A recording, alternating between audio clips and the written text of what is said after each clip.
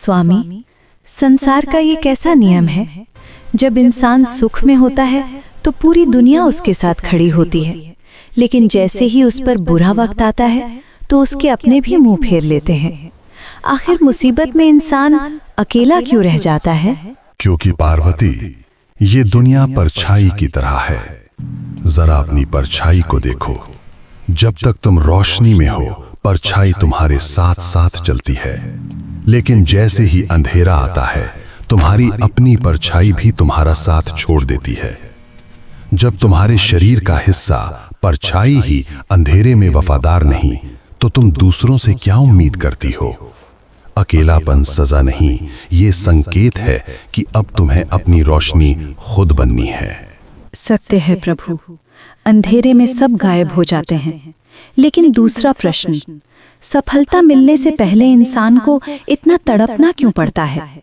क्या उसे आसानी से मंजिल नहीं मिल सकती? नहीं पार्वती, क्योंकि आसानी इंसान को कमजोर बना देती है।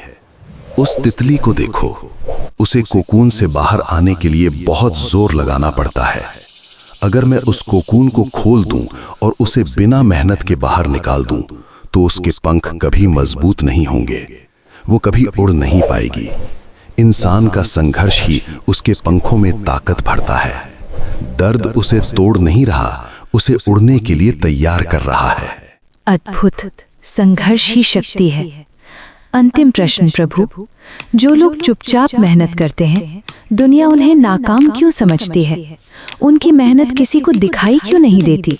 क्योंकि निर्माण हमेशा शोर के बिना शांति में होता है। दुनिया उस विशाल पेड़ की तारीफ करती है जो हवा में झूम रहा है, लेकिन कोई उन जड़ों को नहीं देखता जो जमीन के नीचे अंधेरे में मिट्टी को पकड़कर पेड़ को खड़ा रखती हैं।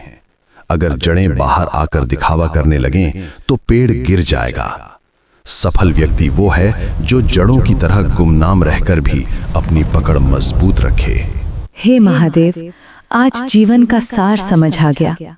साथ छोड़ना परछाई का धर्म है, संघर्ष करना तितली की उड़ान है, और चुप रहना जड़ों की ताकत है। हर हर महादेव।